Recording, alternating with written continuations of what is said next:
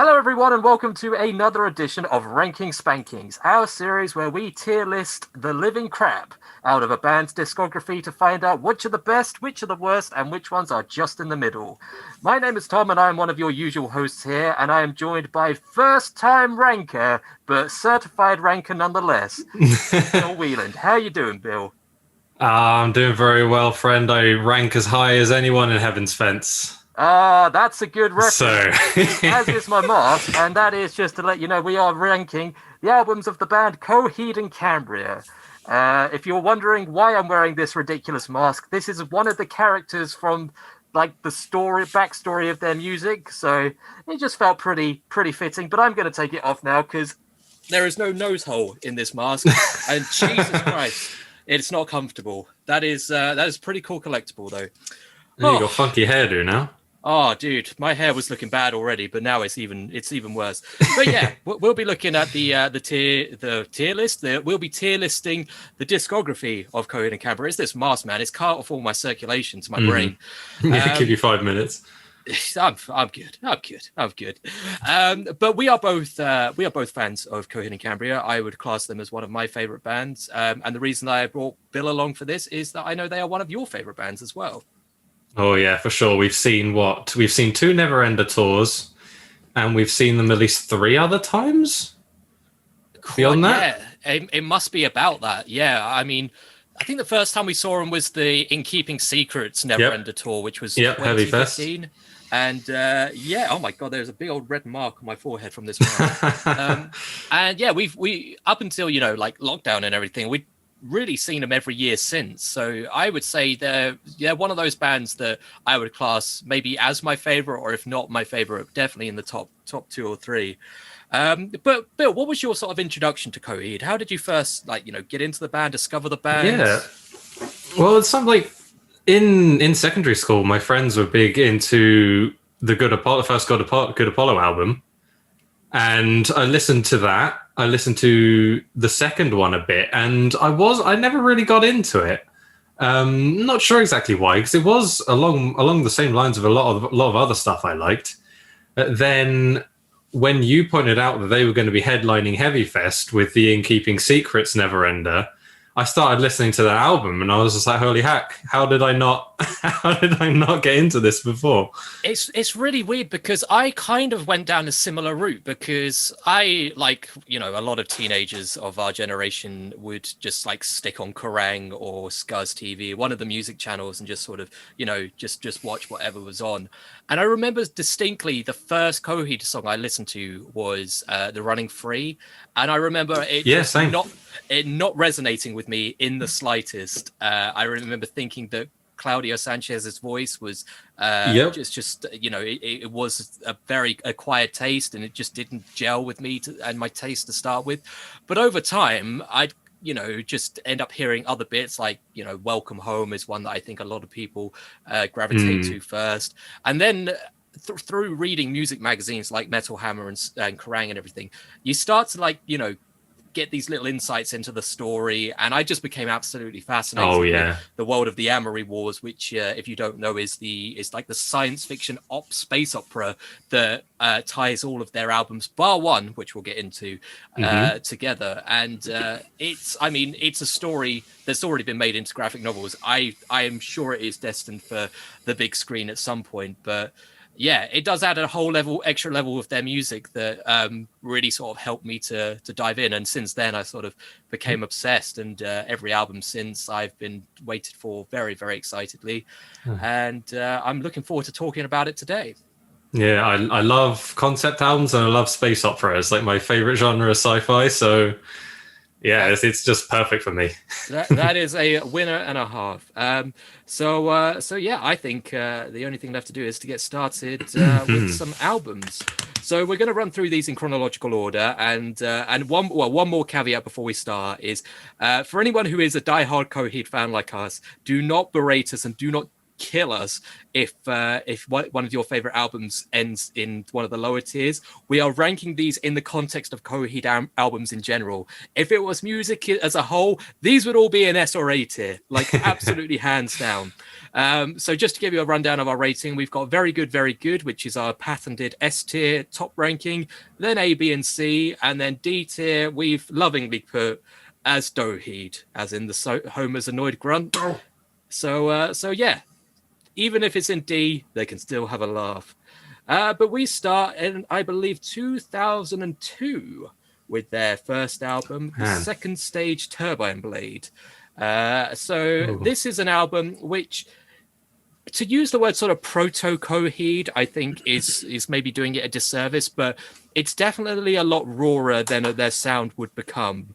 It's definitely leans into a lot more emo and sort of post-hardcore elements, as opposed to the prog routes that they would take. Tracks like June Song Provision, Time Consumer, and Everything Evil will sort of all have that almost My Chemical Romance tinge to them in a way. But what do you think about this album? I mean, you basically summed it up perfectly, as what I was thinking of. The songs are certainly a lot rawer. It sort of reminds me of like Blackened Sky for Biffy Clyro, before like they got into the really like catchy bangers, and like every song being really like in a real earworm. Yeah. But I feel like there are parts of the songs, and there are a lot of songs which don't like they're not as catchy. They don't grab me as much as other songs, but it's still, it's still driven by this concept. That's still a lot of fun.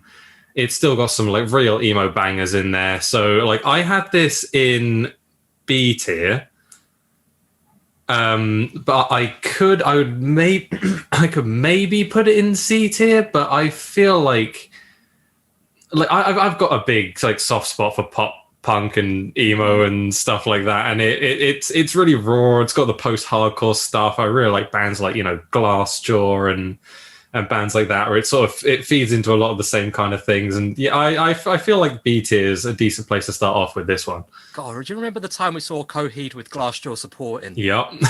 When they hadn't toured in how long?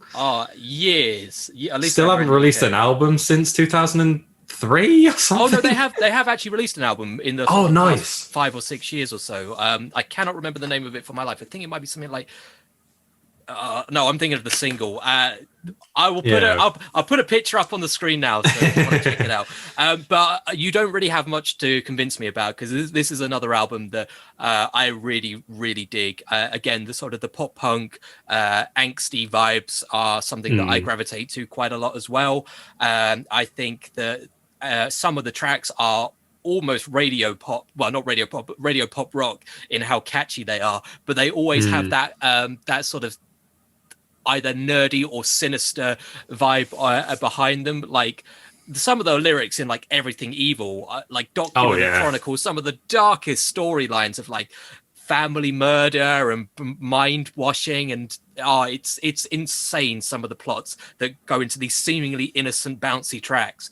And you do still have those really sort of more menacing beats as well, like I think is it God Sent Conspirator or something like that, which starts off with just this like absolutely demonic scream, and and yeah, it's really, really good. Personal favorite track on this probably is June Song Provision. Same. Yeah, I think just the really, really sort of catchy opening sprawling riff into Claudio's trademark falsettos is just, or is his vocals falsettos? I don't know. It's hard to tell. Probably not. I don't know. It's quite high. Like, it's always funny when you show people a picture of him and they're like, that's not how I thought he would look. I know. I don't know my musical terms, but his trademark high pitch singing voice, it just all works for me. And I think as a debut record, it's pretty top notch. But they would go on to bigger and better things, so we'll leave it in B for now. And then we will move on to said bigger and better thing with 2003, I want to say. I'm so bad at years. In Keeping Secrets of Silent Earth 3, their sophomore record. And I don't know about you, Bill, but this is going straight It's straight to S tier. Straight to S tier. I mean... Yeah, I'm going to finish your sandwich there. That is straight to S tier. I mean, what Easy. this is arguably their finest work even today. It's widely considered to have the best Coheed song, which is the title track in Keeping Secrets. It's almost 10 minutes long, but it never feels boring, and it just sort of builds into this absolute operatic. It's basically their Bohemian Rhapsody, I would say, is probably the best analogy I can think of. It's really epic. It started off, or they seem to have this. One of my favorite things they do in all of their albums is they have the little intro, and then they start off the album with like a 7+ minute long banger.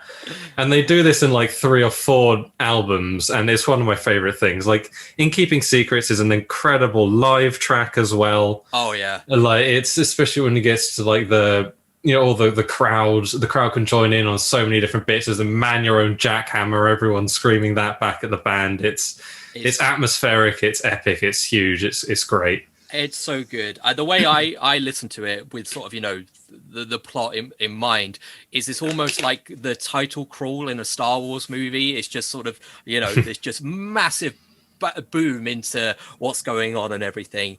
And yeah, just a sort of a note on the sort of the intro instrumentals that they do before. I think this one is the Ring in Return, and it's sort of the same melody they use in the first 3 albums. They do actually pick it up in the Black Rainbow as well, but it's just sort of this repeated motif that gets more and more professionally produced with each album. It starts off as like this tinny MIDI sort of thing on the first album, and by the 3rd album it's this whole like classical musical suite of instruments all played together, and it's sort of this good trademark that you put it on and it's instantly a Coheed record. But this is more than just a 1-track album. You've got a good mixture of these sort of big not operatic, but epic tracks that build and swell and take you on prog journeys, but you also still have those pop bangers like Three Evils is in the same sort of vein as June's song, in that it's that really, really catchy poppy number, but at the same time has a really sinister, horrible story behind it. Like literally the outro line of Pull the Trigger and the Nightmare Stops. I don't know if you have the album physically, but they have to put a warning in the album notes to say that this is all a work of fiction. If you're having bad thoughts or whatever, seek help, because it's dealing with such heavy themes that it just it bears repeating that this is all a work of fiction in general. And then at the end, you have the whole Camp of Valorium suite of tracks, which I think is 3 or 4 tracks. It's 3, yeah. 3 tracks. Faint of Heart's the first one, which is probably it's easily like in my top 5 Coheed songs. I absolutely love that one. Mm-hmm. Absolutely. Is that the one that goes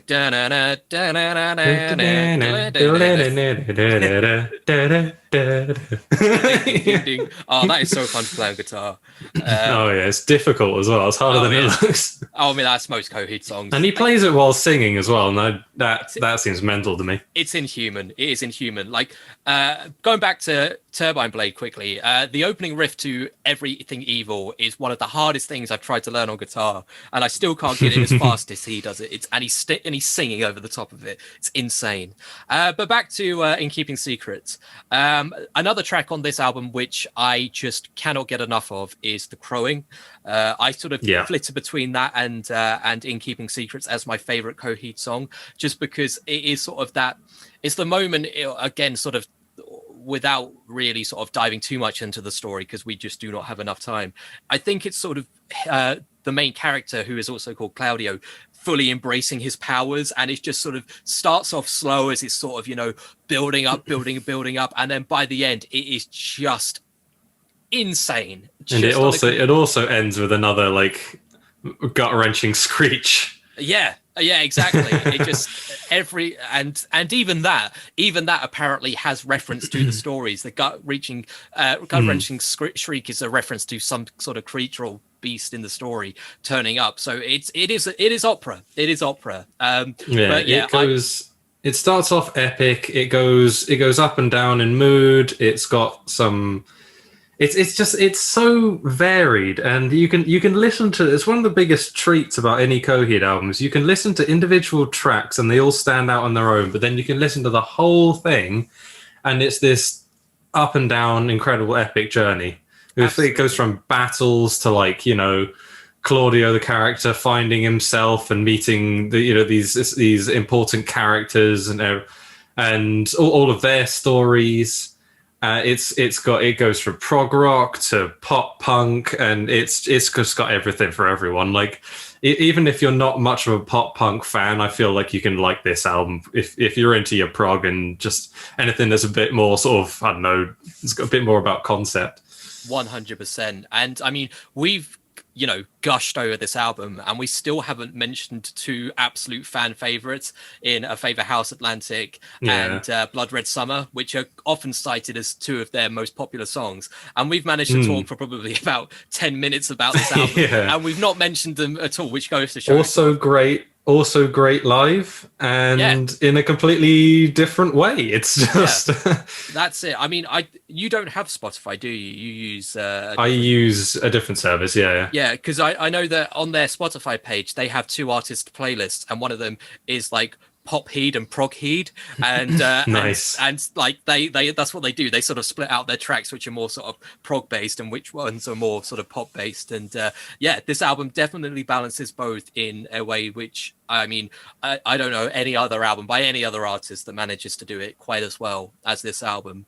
So definite S tier for me. Yeah, it's take easy. I don't think it's going to move at all. It can't physically move. I think there's one album which might get close, but we'll get to that. But we will move forward now to 2005, I want to say. Good Apollo, Iron Burning Star 4, Part 1 through Fears from the Eyes of Madness. I think if I've got the... Oh, God. These Rap God. I'm glad we don't have to type these all out. So this is probably their most successful album, commercially and critically. This is the album that has the massive tracks Welcome Home, which has been used in movies like the animated movie 9. It was WWE NXT's theme for a little while. Oh, I didn't know that. Yeah, it was the first NXT theme, I believe. Nice. And that's not to mention the other tracks on this album, like The Suffering, the sort of the heartfelt ballad, Wake Up, the whole Willing Well. This is much like In Keeping Secrets. This album ends with a whole sort of suite of 3 or 4 tracks called The Willing Well, which has a really good through line throughout all of them. And it has 10 Speed, which is a song about a demonic possessed bicycle. So what more could you want from an album? I really dig this album. Before we get to ratings, what do you think, Bill? Oh, it is absolutely stellar. It's another one of those ones that it's got such a mix of emotions. It goes up and down. It's got some epic moments. It's got proggy bits. It's a lot like In Keeping Secrets, where you can listen to the whole thing, and it's an absolute treat. You can listen to songs here and there. It's very easy to listen to, and it's got some. And it's so catchy, and you can see why Welcome Home was chosen for so many, for the soundtrack of so many different things. I know it was the soundtrack to one of the EA NHL games. I think it might have been the soundtrack to some of the other sports games as well. That's how a lot of people heard that song, and it's huge. It's awesome. It's full of so many great riffs. It's got a bunch of different different phrases, musical phrases, and vocal lyrics that are reused throughout the whole album. And it's got this really cohesive feel through it, especially through those 4 Willing Well songs. So you can listen to that. You can listen to that whole thing at once. You can listen to little bits, and it's just everything is so good. Exactly. I mean, even when they could have, run the risk of going too radio friendly, too sappy with tracks like "Wake Up," which is a truly bleeding heart love song, it That still one, manages. I still feel like that one's quite like emotionally complicated at the same time. Well, Because that's at what I least mean. like, Even when they could have yeah, gone down that route, it still has the line, "I'll do anything for you." Sounds very I'll romantic and lovely. kill everyone for I'll you. kill everyone for you. And it's like, Yeah. we're back in the Amory Wars universe, everybody. Hmm. Yeah, it's just an absolute journey. And as you rightly say, they do not pigeonhole themselves in any one genre. They have some tracks which are very acoustic and gentle. They have some, like, I think it's Mother May I has even an almost elements of The Police in sort of that, like that reggae beat at the start. And then obviously you have the epics like Welcome Home and The Suffering, and then you have like the most jaunty pop banger with which is it from Fears Through the Eyes of Madness, the Willing Well one, which is sort of goes Yeah, I know exactly which one you're talking about. like Yeah. I first time I heard that, I felt like, am Is that I see? am Yeah, I in that some one. fantasy universe all of a sudden, which I suppose is the element that you were trying to get out of it. But it feels like something that you do hear down the Shire in Lord of the Rings or something, in the best possible way. And so, I mean, I don't think this album quite hits the emotional mark of In Keeping Secrets. I don't know what quite about it is. I think perhaps. Oh, sorry, you go ahead. No, that's fine. I was gonna say. I put this in S tier. Me too. Because it is still stellar. Everyone knows this album. Like, it's got even the album art looks really cool. It's just the Roman numeral 4, but it looks great. The black on the red on black. It's so stylish. It's so cool. It's got some of their best known songs on it.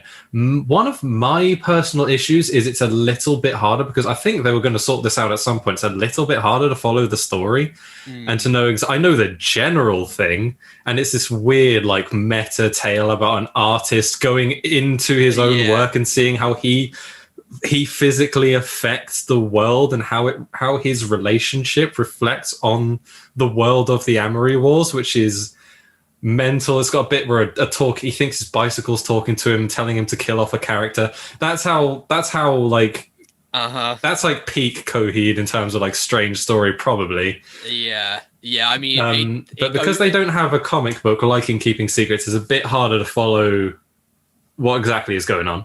Well, there is now, but the problem was, at the time, they did release a comic book to sort of near enough the same time, which was, I think, released before any of the other graphic novel stuff, but it just it wasn't fit for purpose. I don't think Claudio was happy with it. Yeah. I think there was a lot of interference from the publisher, and so they basically retconned the comic with the new one, which I think came out about 2 or 3 years ago now. But yeah, I know what you mean. It does go from sort of this space epic, all of a sudden you're on this whole extra layer where everything is now fictional within the universe, and we're now in this sort of halfway house between our world and the events of the Amory Wars, and it is a bit more convoluted. I'm not sure how much the plot sort of I'm not sure how much it discredits the music, but I think the cohesiveness of the story in Keeping Secrets definitely adds to my enjoyment, which means that I do rate it that bit higher. I think it's into that kind of story is definitely going to be an acquired taste, and I'm literally just being overly critical because I'm trying to think which one I prefer more, and I do prefer In Keeping Secrets more than this one. Absolutely, I would still S tier. Oh, still S tier though. So yeah, it's still stellar. It's very much 1A 1B, but In Keeping Secrets slightly more A. But anyway, now we move forward. Excuse me, a couple more years to a new No World for Tomorrow. Oh God, these titles, man! Because technically, Good Apollo 2. Yeah, it's Good Apollo 2, Electric Pololo. Lying is the most fun a girl can have without taking her clothes off, or whatever it is. Yeah, I know, right? Everyone in around that time had long song titles. But anyway, so this is kind of the direct sequel to Good Apollo and Burning Star Fall from Tears to the Eyes of blah, blah, blah. And I think it's meant to pick up the story immediately afterwards. The only problem is that there's no external material, or at least like in-depth material, like a graphic novel or a novel to go along with this album yet. I believe it's in the works, but it does mean that some of the sort of the plot is a bit it's a bit subjective at the moment, which is a shame, because this is technically the last chapter in the main Amory Wars universe. This is sort of meant to be the final climactic conclusion of everything. And it is a shame, because I think this was a step back for the band for a few reasons. But the most glaring one, which still to this day does make me think, what might have been, is as I think it's a little bit too polished production-wise. I think it sounds a bit too clean and a bit too, not artificial, but it just doesn't quite have the raw heart of the first three albums, which means that even though there's a lot of songs on there which are bangers, they do suffer from probably a bit too much time in the oven. Okay, that's interesting. Yeah, this is one of the albums I'd listened to the least. But it's still got so many albums in there that feel, or so many songs on the album that feel like that are really catchy, and some that are still really epic, like the note title track "No World for Tomorrow" is really, really good. I re-listened to this one. You've got Mother Superior, which is a little bit more subdued. It's a little bit more calm. Then you've got Gravemakers and Gunslingers. Is really again builds the energy back up. It's got a really nice, it's got the thing that they do so well, which is a varying of emotions and of energy, and it doesn't get boring. It's not the same note all the way through.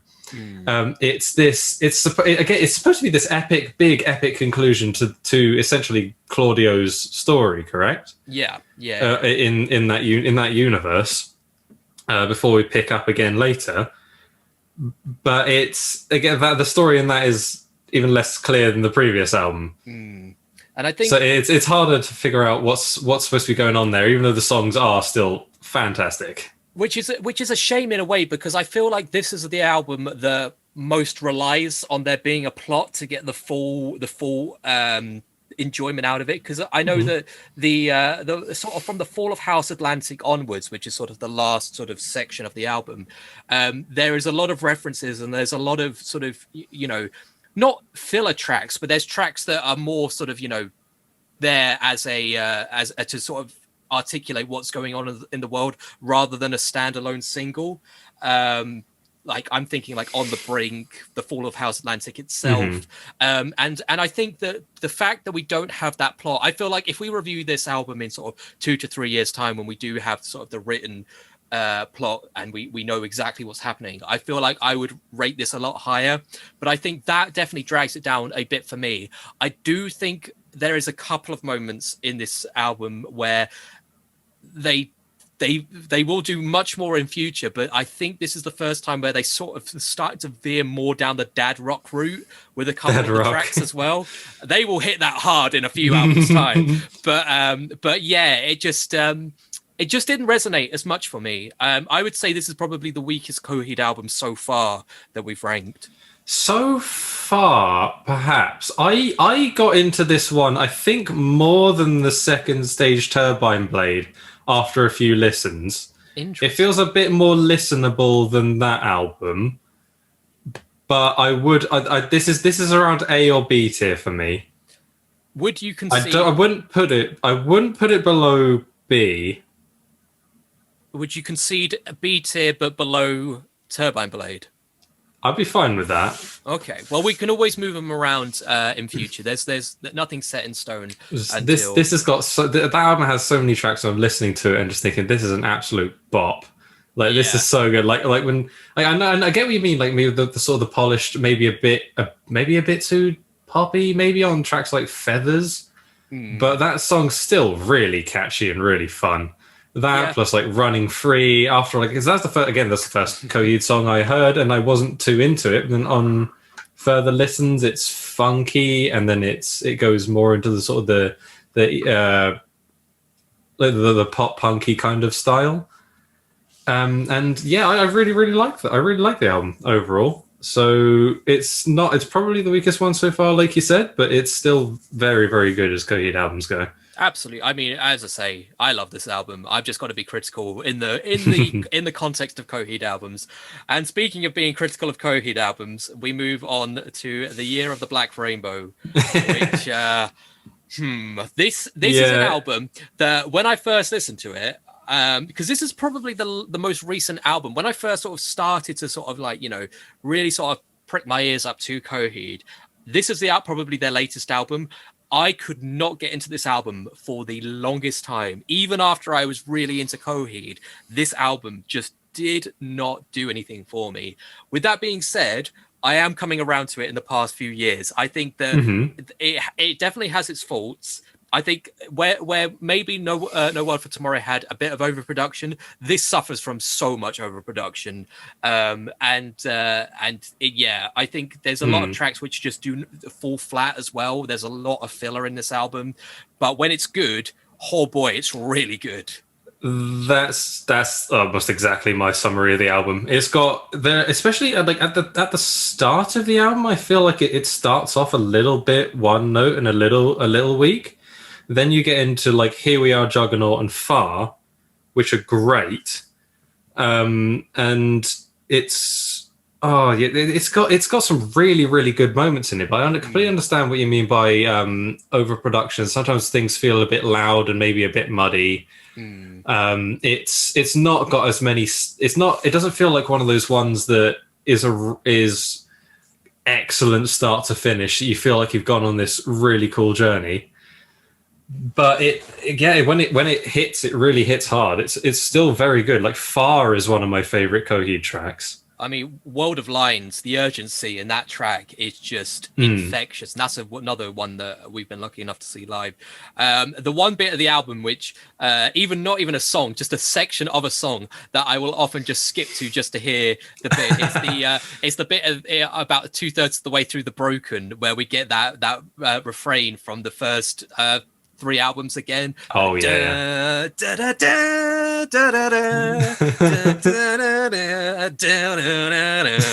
Like when it's just doing it on like this absolutely overdriven guitar, you just feel like you are in the middle of a battle. It is just incredible. We should probably mention that this is actually a prequel album which deals with the character Claudio's parents, Coheed and Cambria, as they sort of learn their powers and sort of go on the missions that they were assigned to do as these weird synthetic yet organic super soldiers. Yeah. And this one was released with like a little coffee table book as well, I think. It was a full-length novel, I believe. Is it? Yeah, okay. Which is incredibly hard to get hold of now. Like, not unless you want to sink a couple of hundred bones, you cannot get hold of it, which is much to my chagrin. There is an ebook of it which I need to read, but I haven't got around to it yet. But I believe it was co-written by Claudio Sanchez and another author whose name escapes me. But this is an album which, again, I would still put it above most albums by most artists. But I think in the terms of Coheed, I would be inclined to maybe put it top of Doheed, maybe bottom of C. I think if we're being really critical, then, or especially if we're ranking Coheed albums relative to each other, this is going to be a D for me. Yeah, I think I think Doheed is fair.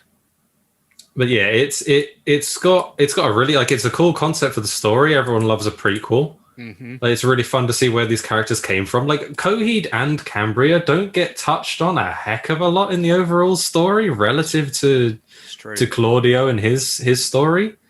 So it's really cool to see where they came from. It's nice that they released a little bit of extra material with it to get you more into the song, because it definitely gets me more into a concept album when I know what it's talking about.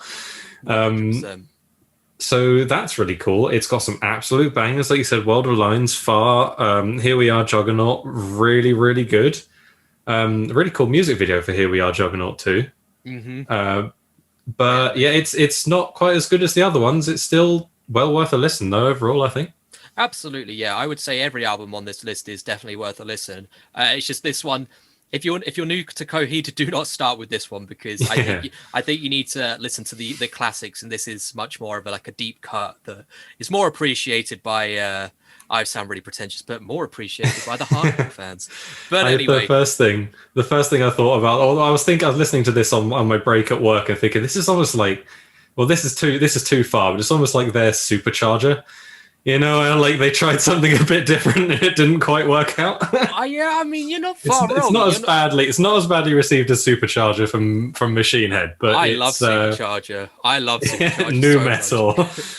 Yeah, but it is still a very good album though. This Year of the Black Rainbow. It sure is. It sure is. But whereas maybe we've had maybe a little dip with the past couple of albums, we are right back into the top tier, top shelf qualities content with the Afterman double album, starting with 2012's Afterman Ascension.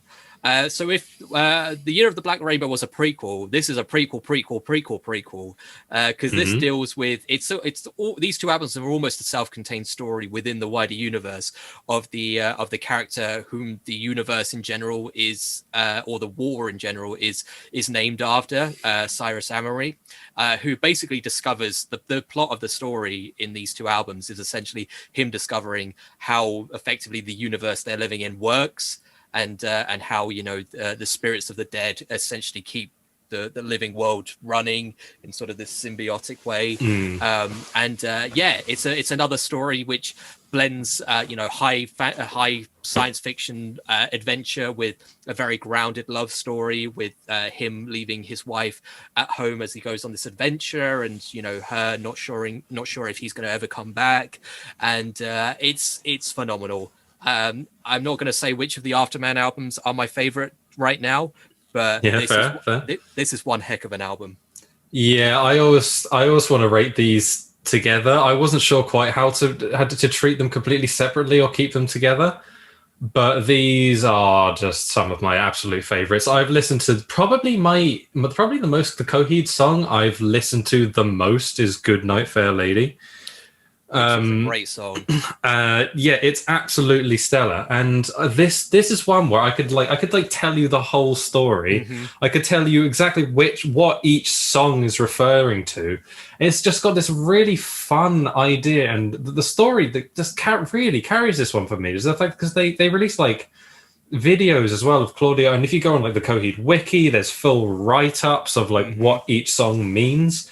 Like the whole concept of this sci-fi, he's gone to the center of this galaxy where it turns out the whole galaxy is being powered by human souls, and that all human souls, regardless of whether you're good or bad, go to this one little like holding cell, and you have to let go of whatever it was in your life that that's sort of defined your life. You have to let go of that one moment, and then you can move on to heaven, essentially, regardless of who you were. So that could be like Domino the Destitute. He's because that's the 7+ minute long banger that opens up this one. Oh yeah. Domino the Destitute. He's defined by this moment in his life where he was a prize fighter, and then he lost it all and he gambled it and ended up getting his brother killed in a bank heist, I think. Yeah. And that connection to each song, that I understand the story so well, it really gets me into this one. Absolutely, I couldn't agree more. You have these tracks, which I think they're called Key Extract Entity or something like that. Key Entity Extraction. Yeah, so apologies. Which are the ones which deal with the certain spirits and their story behind it, because I think the running narrative that sort of ties them all together is Cyrus, as he's discovering this well of souls, essentially these souls which have done sort of effectively sins in their lifetime, are trying to manifest themselves in his body to try to escape being this spirit, and because they can't let go of the life. And so you've got Domino, you've got Vic the Butcher, who was like a war criminal who essentially caused an orphanage to burn down. You've got Hollywood the Cracked, who was socialite that was addicted to plastic surgery and all that sort of stuff, which has the great line, Hollywood fucking a loaded gun, which is eloquent. Yeah. Yeah. Some authors talk about subtext. I call them cowards. Yeah. And then you've got You've got like these excellent, like really chill bangers as well. You've got like Avery of the Faithful. You've got the Afterman. Mm-hmm. I love those songs. The Afterman is so emotional as well. Especially you watch the music video for that. It's like this woman on a beach, and it's almost like it's reminiscing about this life they used to that Amory used to have. That he's sort of thrown away because time passes differently in this in the center of the galaxy, I believe. And yeah, it's so emotional. It's really easy to get into the whole story, and it ties into how Claudio feels that he's sort of, when he's touring, he's away from his wife and his family, and so it's got this real world connection as well. A lot of people, I'm sure, can relate to if they travel a lot, and it's just fantastic. This both of these albums. They are, and they're also interspersed with these spoken word, effectively like radio drama, where it's Cyrus and Amory voiced by Claudio Sanchez, and the all-mother computer that's guiding his ship, which is voiced by his real-life wife. And it's just sort of this haunting ambient music as this computer is trying to effectively keep him alive and understand his reasoning for wanting to do all this when it's causing his body physical harm. And it's just even the opening track where he's explaining to the computer that he's going to go out there and explore this well of souls, it gets me choked up because the music is beautiful, the voices are just hauntingly evocative. It's just great. I would say, knowing what I might be talking about next, I'm going to put this in A tier personally. Yeah, I had this in A tier, and it is just excellent. I love this to bits. In terms of, like, I was trying to think how do you think this rates relative to In Keeping Secrets and Good Apollo? What keeps this below those two for you? I think that is very interesting. I think that there are some more standout tracks on the two higher albums, on Good Apollo and In Keeping Secrets, that I would have put above any of the tracks on Afterman. Well, at least on Afterman Ascension, foreshadowing, which I think that comes down to a few things, just sort of, trying to collect my own thoughts as I talk about this. First of all, I think that the fact that they were a lot rawer and a lot more punk emo influence, those first few albums, I think that from just a personal taste level resonates more with me. I think also the fact that I cannot remember the name of him, but the original bass player of Coheed and Cambria, who did the scream vocals on a lot of those things, I think that it's lacking a little bit of that edge, which again really works for me. And I think maybe the ambition of the first albums to try and have this sort of continuous narrative throughout all of them, I think that is a little bit more impressive. Although there is a lot to be said about a self-contained one-shot story, I think that there's just something about sort of this expansive universe that I think there's just more to get invested in as well. So that would be why. I think that's a pretty good way of putting it as well. It's because I was trying to think, because I'm absolutely gushing about the story and how much I love it, and then thinking, so would I rate this S tier? Would I keep this A tier? But I think this one it's less proggy. It's less of it's got more sort of earwormy, sort of almost poppy, more radio friendly kind of songs. It's less of that fusion of prog and pop and punk and like post hardcore. It's good. It is lacking a little bit of that edge, which makes it maybe a bit more textured, a bit more multi-layered than the albums we have in S tier. But it is so it's so listenable. It's so easy to listen to all the way through. You can have your favorite tracks. Like I said, I listened to Goodnight Fair Ladies so many times, which I like think walking to uni. I think he wrote that as a musical number in his head, that like, as in like, this would be the moment in the play or the theater piece where, the set would disappear and everyone would just start dancing. I can see it. You can definitely see that when you listen to it with that context. It's a song about drugging someone. Cha cha Yeah. cha. Yeah, no, great album. One of my favorite albums of all time. Incredibly hard to get hold of on vinyl. Pisses me Oh off. dear. It's got great art as well. I That's a know, shame. I know. If you, I have Good Apollo on vinyl because that is just it's stellar. It's like it looks like let's say it looks like Green Day's American Idiot kind of thing. It's like that really simple, really cool design. yep, But very. Afterman is beautiful. That'd be well worth it on vinyl. And if you can get hold of it on CD as well, if you can't get hold of it on vinyl, there is some tremendous art in the album liner notes as well. That again sort of reflect what's going on in the music. So that is definitely something which I would recommend. Like obviously, we're always going to advocate buying physical media over streaming because the artist gets more money. But from a personal perspective and like personal enjoyment, you do definitely get a lot of buying Coheed albums, particularly the Afterman albums. But we've talked about our Ascension, which is the first half. That leaves with a very malevolent spirit attacking Cyrus in this space realm, and he's only saved by Evagria the Faithful, which is a more loving, caring spirit that effectively like puts him in stasis to try and stop him from dying. And then we sort of pick up the story with him floating around in space with Afterman Descension, which came out 1 year later, 2013. This is very much in the same sort of vein as Ascension, in that we're following a very tight story of Cyrus and his wife on Earth, and the him managing to get back to Earth, but finding things aren't the same as when he left. But I would say the songs on this, at least from my personal perspective, are better. Some of my favorite Coheed songs are on this album, so I would probably rank this in S tier. That's fair. I was thinking of putting them together with A in A tier, but I could maybe be talked into putting it into S because it's got like S is for Century the Defiant, which is one of my favorite songs by them. And that is literally the song that sprung to that, and it's so good. Gravity's Union, which is Yeah. got one of the most epic outros of any song. The bit where, because I think that is the song which is Cyrus has managed to get his way back to Earth, found out that his wife is seeing a police officer because she just assumed that he hadn't made it home and was lost in space.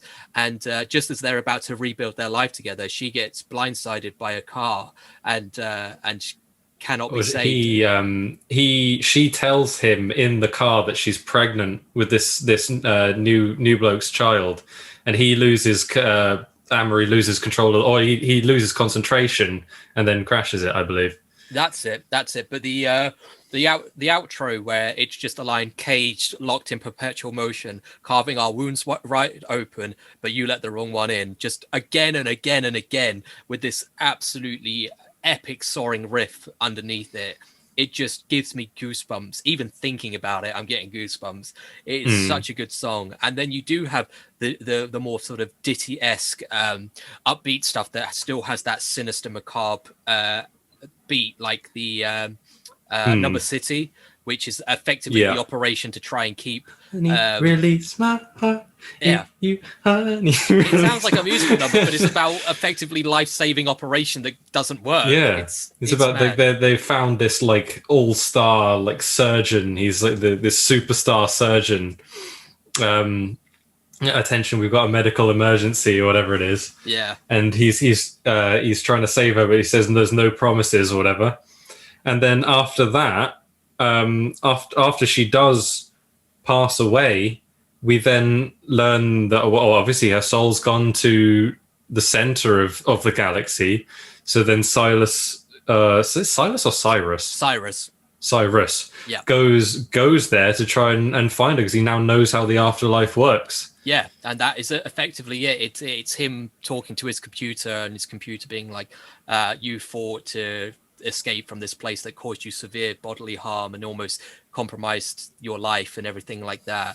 And the computer then asking him, I'm not fit to understand human rationale. Is this what love is? And him just replying with the one word, yes. And it effectively ends with him going back there to try and effectively, I suppose, end his own life to be with his wife in this. Yeah, we don't know in the end, I suppose, do we? Because he goes off. We don't see him while he's there. No, but the last track, which I think is Subtraction, has the line two hearts beat as one, and sort of, it has that upbeat tone which makes you think it's all worked out in the end, and seems like a happy ending, at least on the surface. But in terms of a cohesive story, this is Coheed at their absolute best. Obviously, Oh yeah, it is easier because it is smaller scale, in as much as intergalactic travel and spirit realms and everything like that is small scale, but it's just an absolute tight blast of a time. And as I say, I think tracks like Century the Defiant, Gravity's Union, Number City, The Hard Sell, I'm just going to probably list the album track listing at this rate, but just so many songs on there are so good, they're so catchy, and they also just really work live. Like Century of the Defiant is such a banger live. I think it's the only album off the Afterman albums that they still play pretty regularly. Well, obviously not right now, but in more normal times that they play regularly. Because I think last time we saw them, that was one of the only songs they played. Although that was the only song they played off of the two Aftermans. I think it was, yeah, of the Aftermen. The after blokes, the after lads, the after lads. But I would say, although it's not quite as good, I would still say In Keeping Secrets and Good Apollo are superior. I think it's worthy of low end of very good S tier. I like the idea of keeping the albums together because they feel very cohesive to me. It would look quite nice in the list as well. Those albums look great together as well. The album art. Let's put them together, just next side to side. They're nice and cuddly right there. They're looking away from each other. They're falling out, but I think because all my sort of I don't know, my criticisms of this album are more or less the same as the first two, or rather the ones we have in S tier. But this is still especially because the story just sells me on this one, on these albums so hard. It's really easy to get into. It's such a human story. It's got this epic sci-fi setting. It's just really good. I agree. I think if you're not into Coheed and you're this far in the video, then well done. You've got an open mind. But I would say these are two albums which, if you are fresh to Coheed, I give you a really good introduction to them. So I think they are two of my absolute favorites. But then we move forward with a complete left turn with 2015's The Color Before the Sun, which has no concept behind it. It is a much more personal album based on Coheed Claudio's own experience of becoming a new father, living in New York, and being in a relationship with his wife. It's a much more personal tale, and for better, I would say that's for better or worse, because depending on your outlook, it doesn't quite have that extra layer of thematic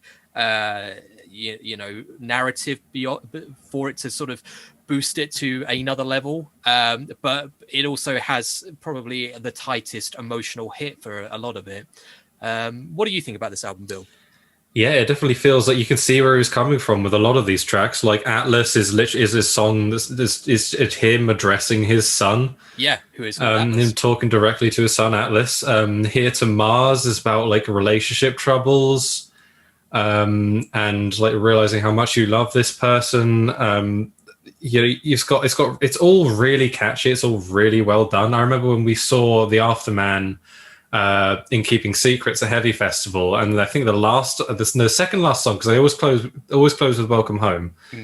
The track before that was You Got Spirit Kid, and everyone was so into it. That's a really catchy song. That's about as close as I think they've ever got to Rush, because I know they get compared to Rush quite a lot, but I think that is them at their absolute rushiest. But yeah, I mean, tracks like Atlas, it's just absolutely adorable, that song. The love and affection that he has for his, at the time, unborn son is just absolutely it's heartbreakingly sweet. But there is a lot of songs on this album which just do not have that same feel of, I'm going to sound like a 2010 emo, but epicness.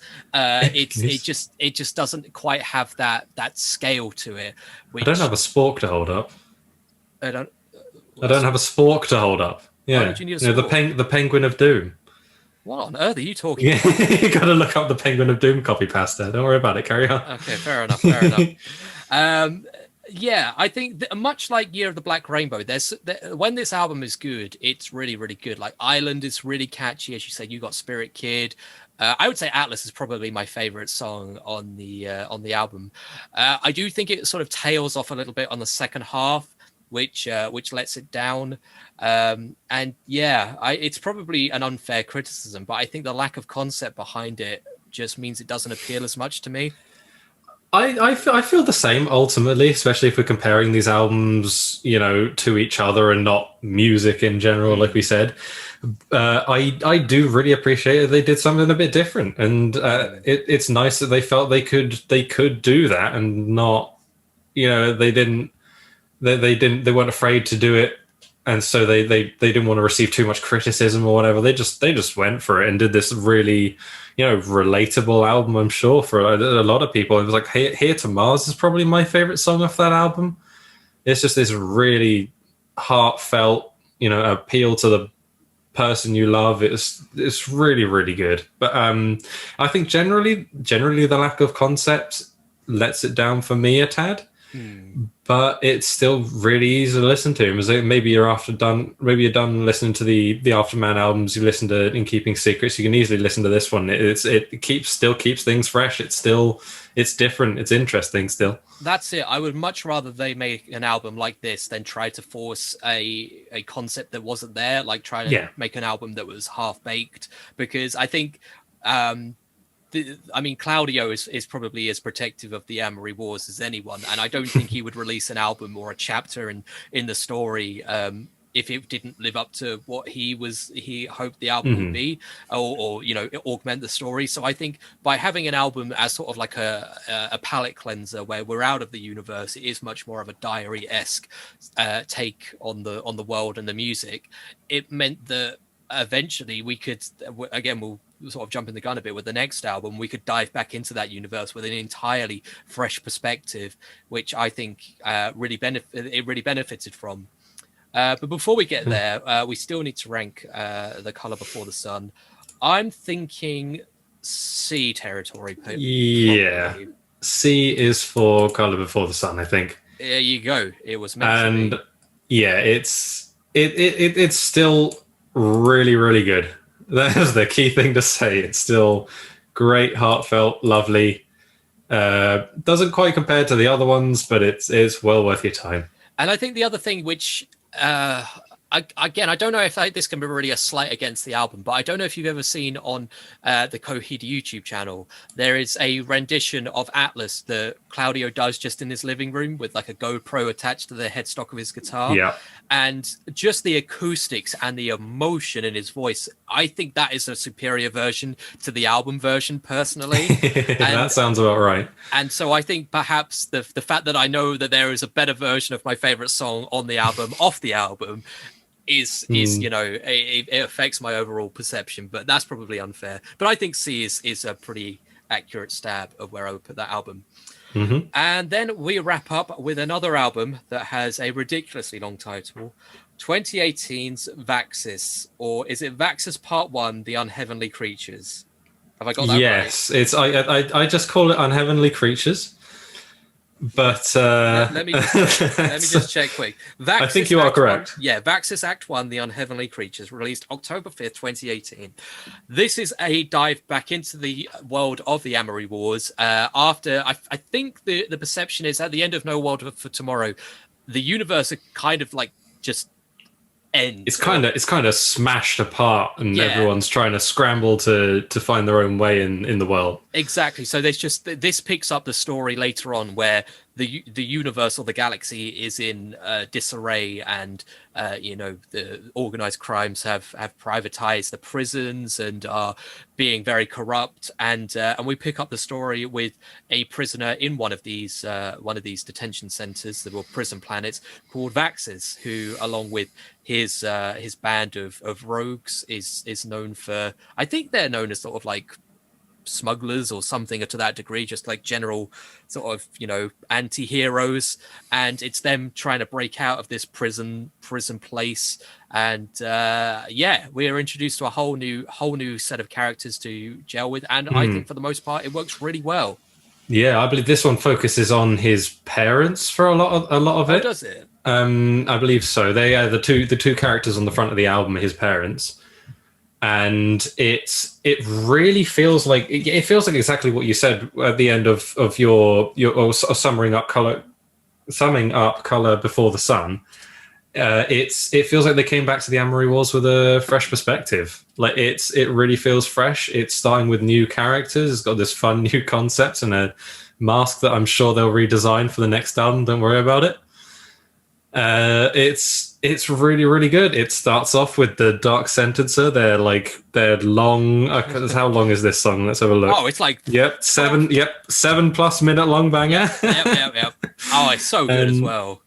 And it's got a bunch. It's really catchy songs like "Unheavenly Creatures" and like "Toys," and it goes up and down in emotion like the previous, like the other ones do. It's really good. It really feels like they came back to this with a new idea, and they executed it perfectly. Exactly. I think where Color Before the Sun was a much more intimate album, the scale of this album is insane, and you only have to look at sort of the places musically and sonically we go to with the Dark Sentencer to get an idea of that. And even tracks like The Gutter, the lead break about 2/3 of the way through The Gutter is almost a bit Black Parade-esque, and that sort of shows you that sort of elements of theater and drama that have permeated through this album, and even when it goes a bit softer, like is it Queen of the Dark? I think was one of the songs on the album. Yes. The refrain of Queen of the Dark is so haunting and effective as well, and it's made me really, really excited to see where they'll go with the rest of the Vaxis series. I think the only thing that sort of makes it harder to judge is that we obviously don't have the full story yet. This is very much chapter 1, and I think it's always hard because it's always that sort of that balance between rating in each individual segment and then sort of rating them within the context of the wider story.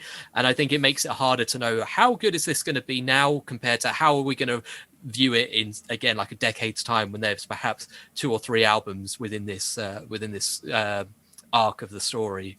But at the moment it's very, very promising. I think it definitely harkens back to the spirit of those first few albums, but with a greater sense of maturity, both sort of in production levels and songwriting, which I think this is a really, really, really good album. It was my album of the year for 2018, and I still feel like I need a little bit more time with this, or I need to understand the story a little bit more.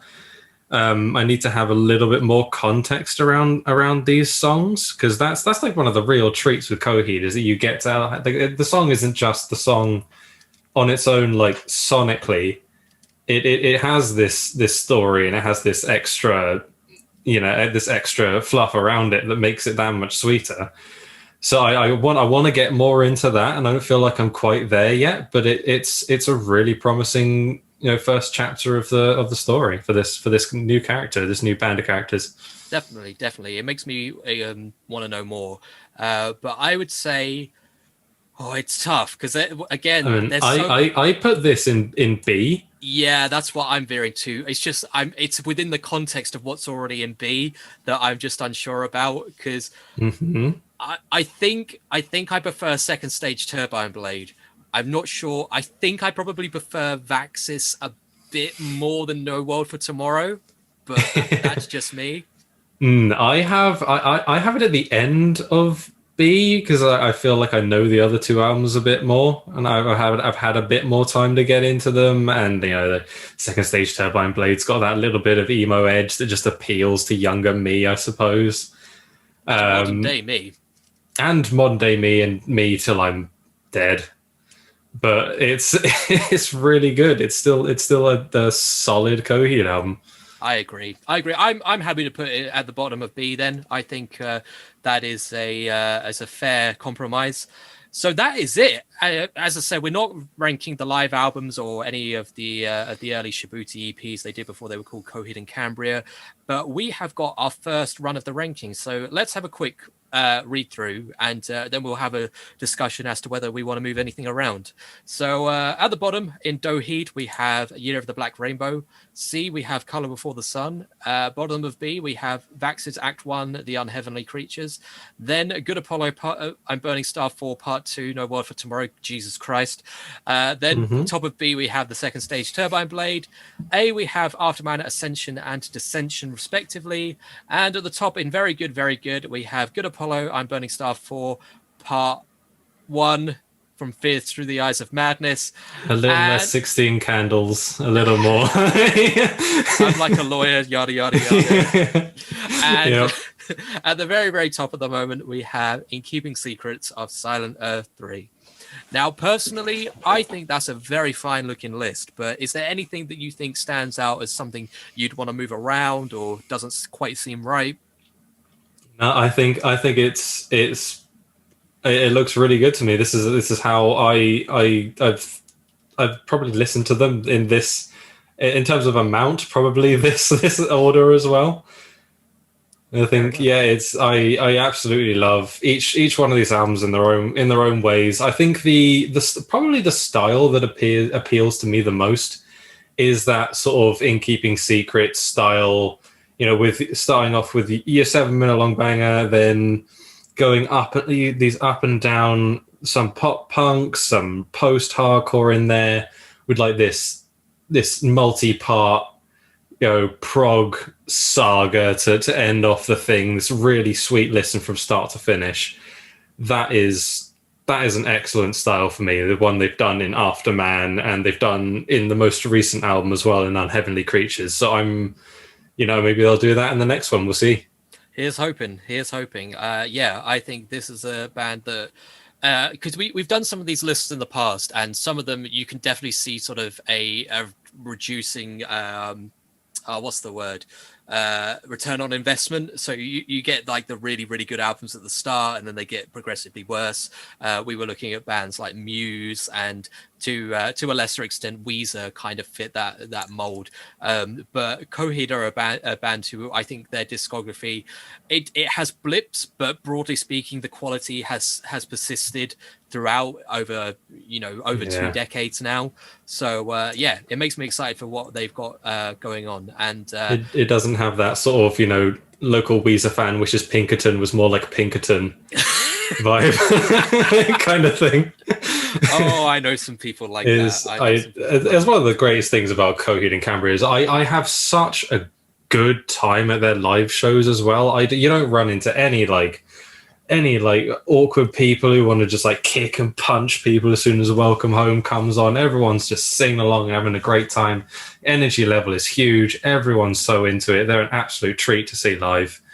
Like, that's another thing that keeps them in being my favorite band, is that they're just excellent in every way. They really are. And boy howdy, I wouldn't do to see him live right about now, but hopefully soon, maybe with new music behind it. I know Claudio's doing his Prize Fighter Inferno stuff at the moment, but hopefully that is but a detour before we get back to the Ambery Wars universe. But I think that about does it for this episode of Ranking Spankings. I think that is a mighty fine looking list. Do you agree? I do. I thought that was your sign off. I was like, I must stay quiet. This is official YouTube business. No. You haven't heard me say the word subscribe, like, or share yet. So okay, well, now you've done it. Cut. Make sure to subscribe Yeah. for more rankings lists of other great bands in this channel. Just hit the subscribe button below. Pretend it is the face of Mayo Dettenvorf or whatever its name is. Just go. Take this, you bad general. Yeah. Cyborg man. And yeah, we hope to be joining you again sometime next time. It's been a delight having you on, Bill. I hope you will join Thank you us very for much. another rankings list at some point in the future. I'm not sure what, but I'm sure we will share our musical expertise and have a grand old time. All right, I'll see you soon then, bud. Bye. Bye.